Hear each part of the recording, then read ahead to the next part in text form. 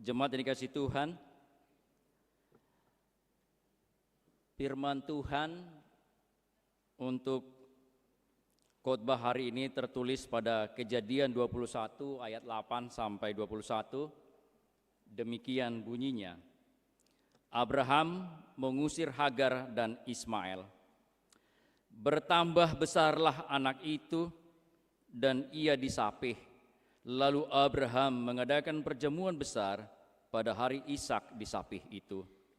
Pada waktu itu Sarah melihat bahwa anak yang dilahirkan Hagar, perempuan Mesir itu bagi Abraham, sedang main dengan Ishak, anaknya sendiri. Berkatalah Sarah kepada Abraham, usirlah hamba perempuan itu beserta anaknya, sebab anak hamba ini tidak akan menjadi ahli waris bersama-sama dengan anakku Ishak. Hal ini sangat menyebalkan Abraham oleh karena anaknya itu. Tetapi Allah berfirman kepada Abraham, janganlah sebal hatimu karena hal anak dan budakmu itu. Dalam segala yang dikatakan Sarah kepadamu, haruslah engkau mendengarkan, sebab yang akan disebut keturunanmu ialah yang berasal dari Ishak.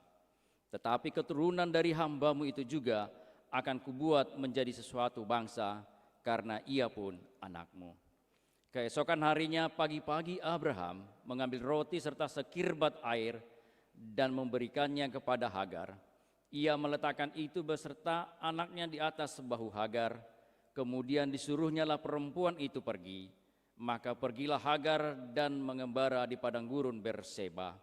Ketika air yang dikirbat itu habis, dibuangnyalah anak itu ke bawah semak-semak dan ia duduk agak jauh, kira-kira sepemanah jauhnya, sebab katanya, tidak tahan aku melihat anak itu mati. Sedang ia duduk di situ, menangislah ia dengan suara nyaring. Allah mendengar suara anak itu, lalu malaikat Allah berseru dari langit kepada Hagar, katanya kepadanya, apakah engkau susahkan Hagar? Janganlah takut, sebab Allah telah mendengar suara anak itu dari tempat ia terbaring. Bangunlah, angkatlah anak itu, dan bimbinglah dia, sebab aku akan membuat dia menjadi bangsa yang besar. Lalu Allah membuka mata Hagar, sehingga ia melihat sebuah sumur. Ia pergi mengisi kirbatnya dengan air, kemudian diberinya anaknya itu minum. Allah menyertai anak itu, sehingga bertambah besar. Ia menetap di padang gurun dan menjadi seorang pemanah. Maka tinggallah ia di padang gurun Paran, dan ibunya mengambil seorang istri baginya dari tanah Mesir. Demikian firman Tuhan. Jemaat yang dikasihi Tuhan, sekali lagi shalom. Jika saya sekarang bertanya kepada remaja dan pemuda, kira-kira apa yang sekarang dipikirkan? Mungkin jawabannya adalah masa depan, mungkin pendidikan, mungkin karir, mungkin yang mencari pasangan hidup, mungkin keuangan, dan mungkin juga tentang pekerjaan. Di zaman now, banyak anak muda hidup dalam kecemasan. Mereka bertanya, yang sekarang coba tunjuk tangan yang sudah lulus kemarin SNBP atau UTBK atau Mandiri, ada di sini?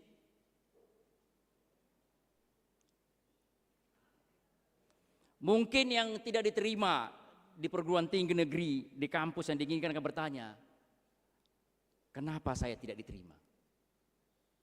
Atau yang sedang mencari pekerjaan akan bertanya, apakah saya mendapatkan pekerjaan yang baik?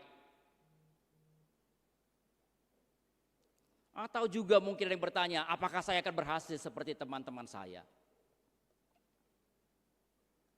Bahkan orang tua pun memiliki kecemasan yang sama. Bagaimana masa depan anak-anak saya? Apakah mereka akan hidup jauh lebih baik dari saya atau sama aja seperti saya? Di tengah dunia yang penuh persaingan ini, perkembangan AI, artificial intelligence, ketidakpastian ekonomi, dan perubahan yang sangat cepat, muncul satu pertanyaan besar. Apakah Allah masih memelihara umatnya di zaman sekarang? Coba next slide-nya. Pertanyaan itu bukan hanya muncul hari ini. Ribuan tahun yang lalu Hagar dan Ismail juga mengalami pergumulan yang sama. Mereka seolah tidak lagi lihat masa depan. Mereka kehilangan tempat tinggal. Mereka kehilangan kenyamanan. Masuk ke padang gurun tanpa kepastian. Siapa yang sudah pernah melihat padang gurun dan sudah pernah ke padang gurun? Ada? Ya, makasih Inang, sudah pernah ke padang gurun. Padang gurun itu gersang, panas, terik, susah mencari makanan. Namun justru di sanalah Allah menunjukkan pemeliharaannya. Melalui kisah ini kita belajar bahwa pemeliharaan Allah tidak selalu membawa kita ke jalan yang kita pilih, tetapi selalu membawa kita ke tujuan yang Tuhan telah tetapkan.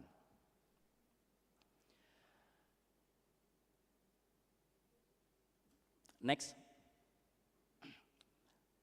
Sekarang kita akan melihat padang gurun. Semua orang mempunyai padang gurunnya masing-masing.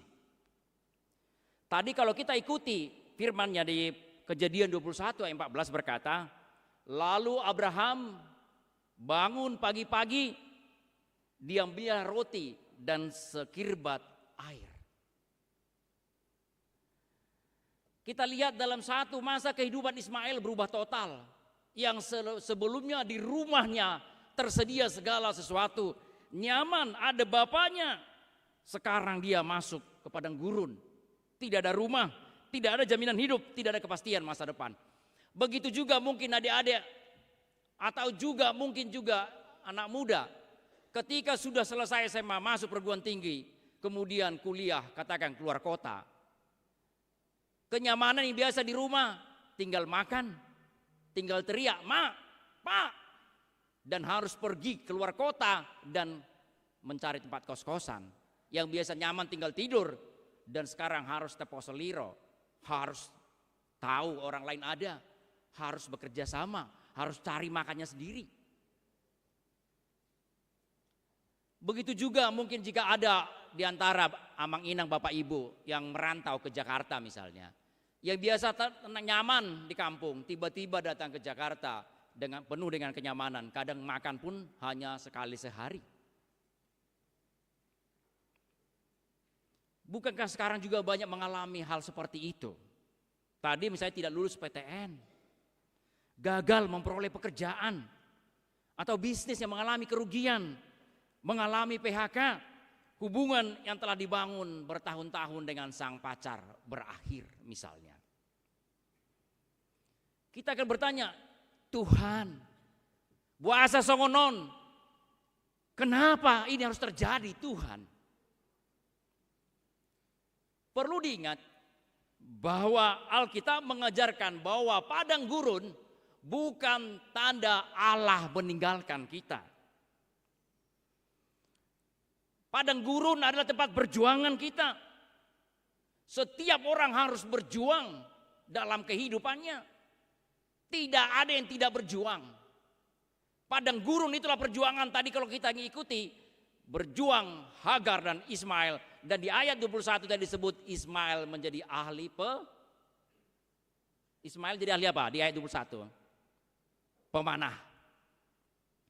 Karena latihan dengan kerasnya kehidupan di gurun dan harus berburu, dan dia menjadi ahli pemanah. Dan jangan Bapak Ibu amanginan dan remaja pemuda mengatakan jika ada perjuangan mengatakan Tuhan meninggalkan saya. Tidak. Rancangan Tuhan jauh lebih besar. Di Yesaya 55 ayat 8 sampai 9. Ada yang tahu isinya?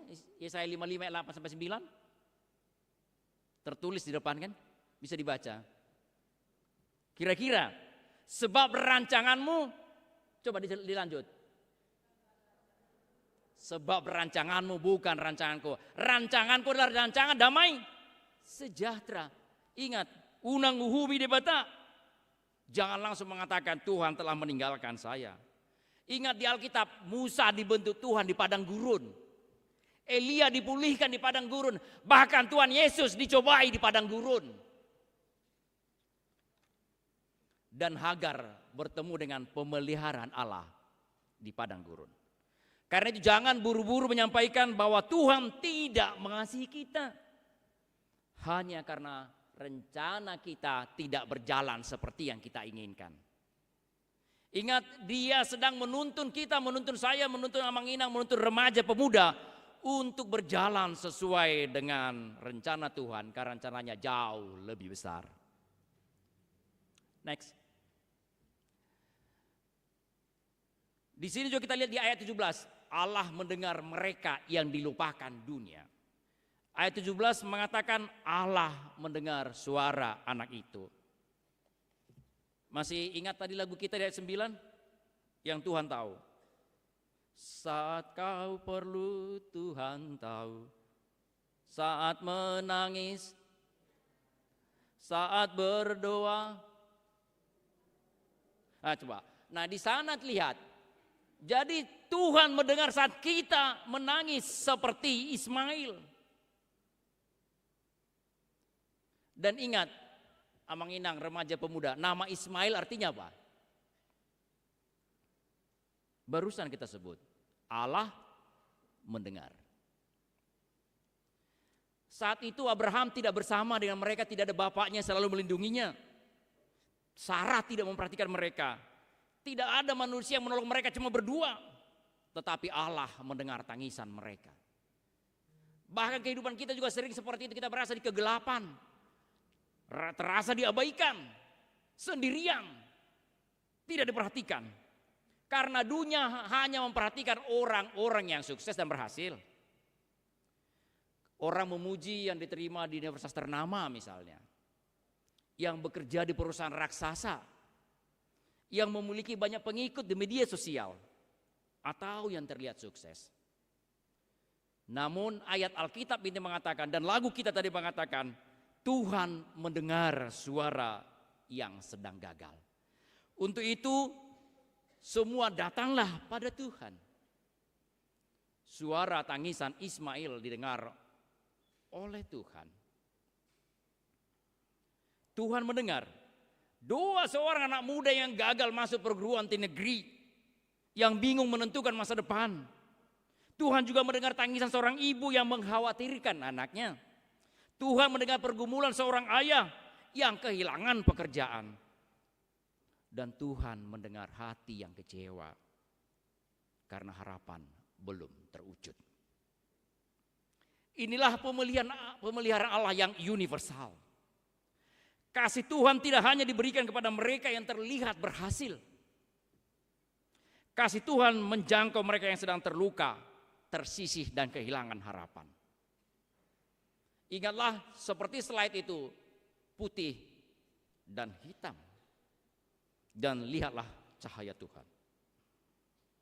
Datanglah kepada Tuhan. Tuhan mendengarkan. Tetapi tidak seketika. Sebahagian ada yang seketika seperti Ismail. Ada katakan Tuhan, tunggu dulu. Kamu berjuang dulu.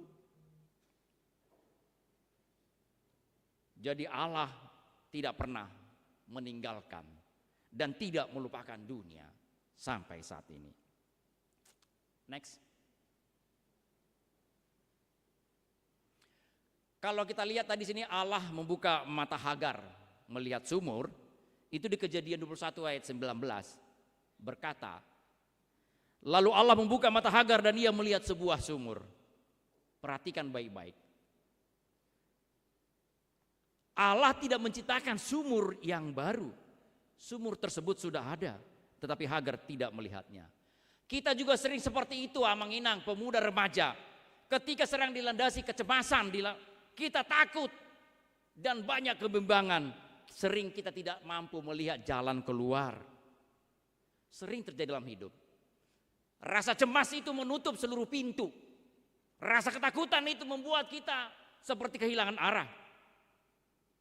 Kadang kita berkata, Tuhan tidak menyediakan jalan. Padahal mungkin Tuhan sudah menyediakan jalan, tetapi kita terlalu fokus dengan masalah kita. Fokus terlalu dengan kecemasan, fokus dengan jalan yang tertutup.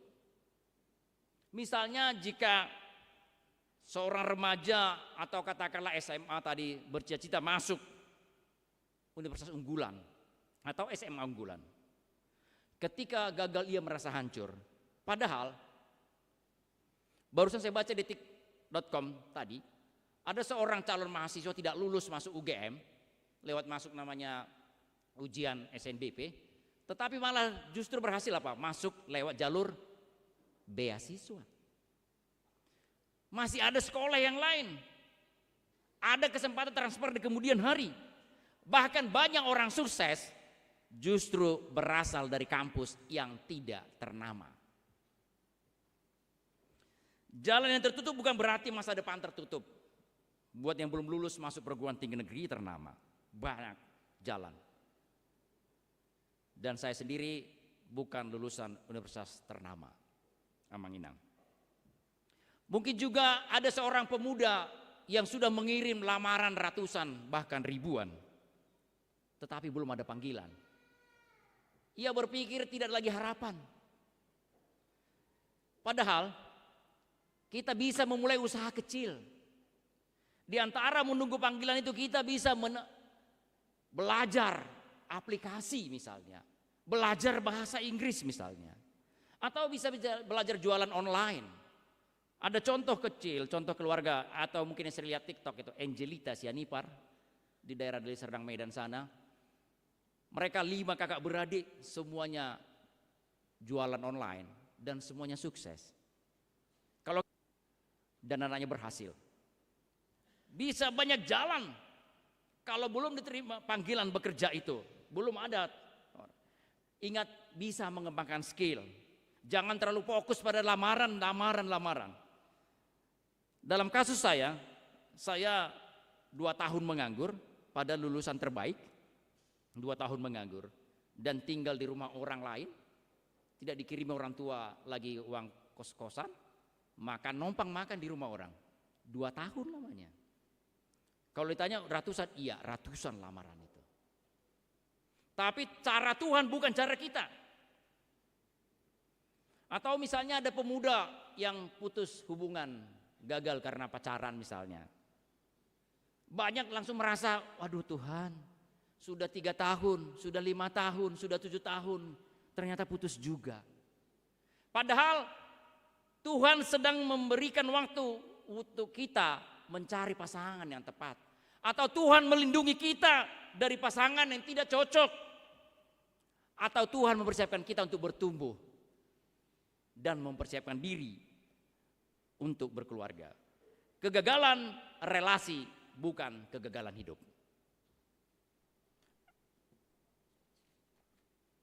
Bahkan kadang orang tua ada yang berpikir sekarang zaman mau masuk kuliah, dipaksa kamu harus jadi dokter, masuk kuliah kedokteran. Tapi anaknya memilih bidang lain, akhirnya ribut. Jadi orang tua bilang nggak hancur be, mungkin dia bilang udah hancur lah nggak jadi kau dokter. Dan ingat Amang Inang, anak-anak itu punya talenta yang berbeda, tidak harus jadi dokter biar sukses misalnya. Banyak profesi yang dulu tidak ada, sekarang ada. Ya. Tuhan dapat memakai jalan yang berbeda untuk membawa keberhasilan. Untuk kasus lain misalnya baru tadi ada pelantikan pengurus seksi ya, ada yang terpilih tidak jadi pengurus seksi di sini. Ada Mang Inang? Ya, terima kasih. Jangan merasa kecewa karena gagal terpilih atau tidak mendapatkan posisi. Karena masalah pelayanan itu bukan soal jabatan. Tuhan bisa memakai kita untuk jadi tim pendoa, tim penolong, melakukan kunjungan, atau mentoring bagi orang lain. Pengaruh terbesar bukan lahir dari panggung, dari ketua, dari sekretaris, dari bendahara. Pengaruh terbesar terlahir dari kesetiaan pada jalan Tuhan.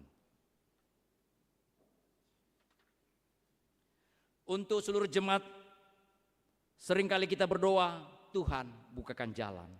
Tapi mungkin Tuhan menjawab, jalan itu sudah ada, aku hanya perlu membuka matamu untuk melihat. Karena itu ketika satu pintu tertutup, jangan cepat putus asa. Tuhan yang membuka mata Hagar masih sanggup membuka mata kita untuk melihat kesempatan, pertolongan dan jalan keluar disediakan oleh Tuhan. Datanglah padanya. Next. Nah, ini kita lihat sekarang, apakah pemeliharaan Allah masih relevan sampai di zaman now? Inilah pertanyaan sangat penting bagi kita. Apakah mungkin seolah-olah Tuhan meninggalkan kita? Dulu orang takut kekurangan makanan. Tapi kalau kami orang tua cerita ke anak-anak mungkin akan bilang duluan cerita. Zaman saya waktu kecil, bapak ibu saya petani, ketika sawah ditanami habis dimakan tikus, tidak berhasil sawahnya. Kemudian ditanam lagi habis dimakan wereng. Dan begitulah sehingga makan pun tidak dapat. Dulu, kalau saya bilang kira-kira 40 tahun yang lalu. Sekarang tinggal GoFood, GrabFood. Apa yang dilakukan orang sekarang? Bukan takut kekurangan makanan, takut kehilangan masa depan. Dulu ancaman datang dari kekeringan, dari tikus, dari orang. Hari ini ancaman datang dari mana? Dari teknologi, dari FOMO, persaingan global, perubahan yang sangat cepat. Banyak anak muda bertanya, apakah saya masih bisa bersaing dan punya masa depan pada masa AI? AI sekarang banyak menggantikan fungsi dan pekerjaan. Contoh kecil, untuk menjadi misalnya copywriter, atau menjadi misalnya untuk dari IT, UI, UX, user interface, user experience, sekarang bisa dilakukan oleh AI. Banyak yang bisa dilakukan oleh AI. Kalau kita tidak bertumbuh dan belajar, akan digilas. Jawaban firman Tuhan sangat jelas di sini. Dalam bacaan kita Matius 6 ayat 25 sampai 34 yang tadi mengatakan, janganlah khawatir akan, janganlah khawatir akan apa? Iya, janganlah khawatir akan hidupmu. Yesus tidak mengatakan bahwa hidupmu akan mudah. Yesus tidak mengatakan bahwa dunia tidak akan berubah. Tetapi Yesus mengingatkan bahwa ada Bapa di surga yang mengetahui kebutuhan anak-anaknya. Teknologi berubah, ekonomi berubah, tren berubah, dunia berubah, tapi Allah tidak berubah. Jadi ingat, biarpun Tuhan memelihara, tadi burung-burung di udara dipelihara oleh, burung itu perlu kerja tidak kira-kira? Perlu berusaha tidak? Perlu. Apa itu? Burung itu harus mencari makanan, memasukkan ke mulutnya. Begitu juga kita. Pemeliharaan Tuhan betul, tetapi perlu tanggung jawab. Karena pertanyaan terpenting bukan apakah dunia akan berubah, tetapi apakah Tuhan masih memegang kendali dalam hidupmu. Allah yang melihara Hagar dan Ismail di padang gurun adalah Allah yang sama, yang memelihara umatnya sampai hari ini. Next. Pemeliharaan Tuhan menuntut tanggung jawab kita. Matius 6 tadi yang mengatakan burung di udara, bunga bakung dipelihara oleh Tuhan. Sebagian orang akan berpikir, kalau Tuhan memelihara, saya tidak perlu berusaha. Tapi Yesus tidak pernah mengajarkan kemalasan. Burung-burung dipelihara oleh Tuhan. Tapi burung tetap mencari makan. Bunga bakung terlihat indah. Kenapa? Terjadi ada penyerbukan. Karena itu para remaja dan pemuda dan amang-inang harus mempersiapkan diri dengan sungguh-sungguh. Belajar dan tekun, kembangkan kemampuan. Tantangan konkret dalam masa-masa ini, dalam 10 tahun yang mungkin akan datang, bahwa ijazah itu hanya selembar kertas. Ijazah itu tidak membawamu kemana-mana menjadi hebat. Ingat, minimal misalnya kuasai bahasa asing. Minimal 2 bahasa asing. Misalnya bahasa Inggris, bahasa Jerman, Mandarin, Jepang, atau bahasa Korea. Mungkin ada di dalam ruangan ini yang bekerja secara remote. Perusahaannya di Swiss, bekerjanya dari Jakarta, dari rumah bapak mamanya. Kenapa? Karena dia bisa bahasa Inggris. Tidak lagi melulu tentang jurusan kita, tetapi tentang apa? Kemampuan komunikasi dalam bahasa Inggris, misalnya bahasa Mandarin. Apalagi sekarang teknologi ekonomi dikuasai oleh China, Mandarin. Tentu orang-orang China Mandarin lebih suka orang yang bekerja dengan dia, perusahaan-perusahaan itu orang yang bisa bahasa. Masalahnya kita mau atau tidak. Kalau nonton TikTok, Thread, medsos yang lain ada waktu kita. Tapi untuk belajar bertumbuh di dalam belajar bahasa, nagodangan alasanna. Tar sok. Tapi kalau minta duit nggak bisa pakai tar ya. Atau ketika itu sekarang kita harus membuat keahlian teknis, belajar keahlian teknis. Belajar misalnya cyber security, belajar mandiri. Di mana belajar mandiri cyber security misalnya? Paling gampang. AI. Belajar artificial intelligence tadi. AI seperti saya buat ini pakai AI. Itu sekarang kita bagaimana kita memerintah AI itu jadi asisten, jangan dia jadi komandan. Bagaimana prompt yang kita berikan perintah, dan inilah asisten paling setia, tidak mau marah, tidak mau nangis, tidak mau guling-guling. Meskipun kita kasih 100 perintah sama dia, dikerjakan sama dia. Nggak ngeluh. Nggak kayak kita sekarang baru holanau. Jadi apakah dia tidak punya hati dan jiwa. Kita kalah kalau kita tidak lebih hebat dari AI. Atau di digital marketing, atau project management. Project management dari semua jurusan. Belajar apa saja. Ya. Dan itu juga ingat ya bahwa juga misalnya bangun jaringan itu harus membangun jaringan dan pertemanan dengan banyak orang. Gunakan media sosial untuk mengenal orang banyak.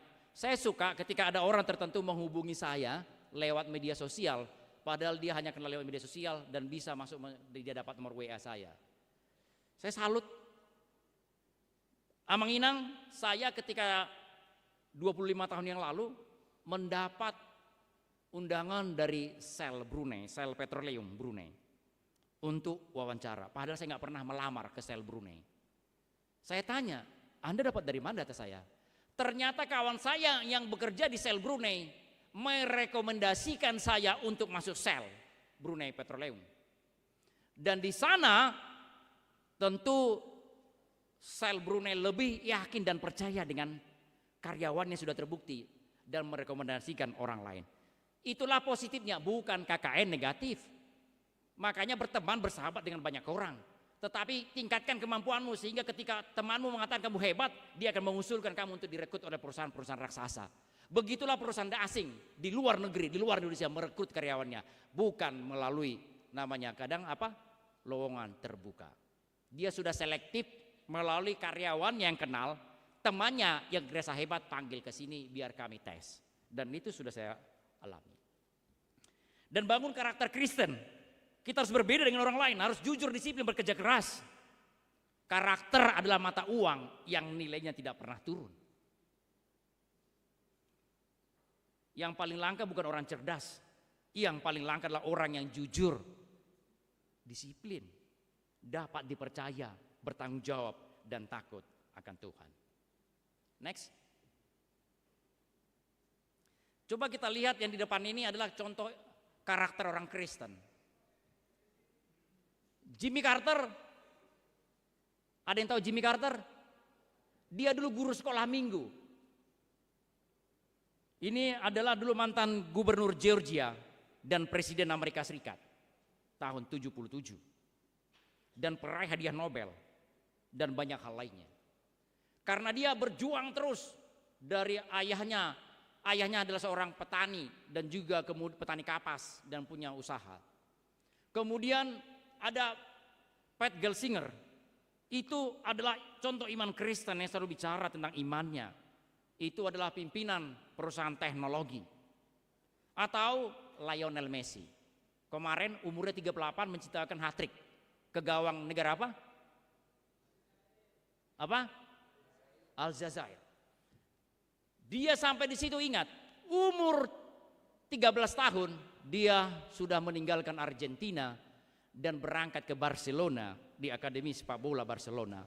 Dan dia, Messi itu terus berlatih ketika orang lain sedang tidur siang, sedang ngopi-ngopi di kafe-kafe, dia latihan sepanjang hari. Kemudian dia profesionalnya di umur 17 tahun dengan Barcelona. Ya, lihatlah sekarang. Apa namanya? Goat. Tahu Goat? Gritis. Nah, dia 8 kali menjadi pemain terbaik dunia. Peraih Piala Dunia, peraih Piala Olimpiade, peraih Piala Piala Pemuda Remaja, CONCACAF, champion segala macam, 45 piala dia punya. Dan itu apa? Karena belajar ketekunan. Tidak ada yang tadi karena Tuhan melihara burung pun kalau nggak makan dia mati. Jadi menuntut tanggung jawab. Sekalipun jalan hidup kita berbeda, itu perlu diingat, tidak perlu jadi orang lain. Kalau misalnya Farel, tetaplah Farel, jangan menjadi Bima. Terus harus jalannya sendiri-sendiri, latihlah, tumbuhkanlah tanggung jawab dalam hidupmu. Next. Sebagai penutup, di sini saya katakan jangan hanya mengejar masa depan, temukan pemegang masa depan itu. Jemaat dikasih Tuhan, kisah Hagar dan Ismail mengajarkan suatu kebenaran yang sangat indah. Ismail tidak pernah menjadi Ishak. Jalannya berbeda, panggilannya berbeda, masa depannya berbeda. Tetapi Allah tetap memberkati. Kadang penderitaan terbesar manusia bukanlah kegagalan, tetapi apa? Membandingkan dirinya dengan orang lain. Membandingkan handphone kawan dengan handphone kita. Membandingkan sekolah kawan dengan sekolah kita. Temanku diterima di universitas terbaik, temanku bekerja di perusahaan raksasa, temanku lebih sukses. Padahal Tuhan memanggil kita dengan nama kita. Ketika kita dibaptis, nama siapa yang disebut? Nama kita kan? Tuhan memanggil kita untuk tetap menjadi pribadi yang diciptakannya. Karena itu pada remaja dan pemuda saya ingin sampaikan, jangan hanya mengejar masa depan saja, tetapi temukan pribadi yang memegang masa depan itu. Itu apa? Tuhan Yesus. Kepada para orang tua saya ingin mengatakan, jangan hanya khawatir tentang masa depan anak. Percayakan kepada mereka Tuhan yang lebih mengasihi mereka daripada kita. Dan kepada seluruh jemaat, jika hari ini jemaat sedang berada di padang gurun kehidupan dalam perjuangan, ingatlah, Hagar melihat masalah atau padang gurun, Tuhan melihat masa depan. Hagar melihat kehabisan air, Tuhan melihat sumur. Hagar mendengar tangisan, Tuhan mendengar doa. Karena itu jangan menyerah ketika hidup tidak berjalan sesuai dengan rencana. Sebab peliharaan Allah yang universal masih relevan sampai sekarang. Dunia boleh berubah, teknologi boleh berubah, keadaan boleh berubah. Tetapi Allah melihat, mendengar dan memelihara umatnya tidak pernah berubah. Dan tangan Tuhan yang memegang Hagar dan Ismail di padang gurun, dan tangan itu juga yang memegang hidup kita hari ini sampai selama-lamanya. Amin. Mari kita berdoa.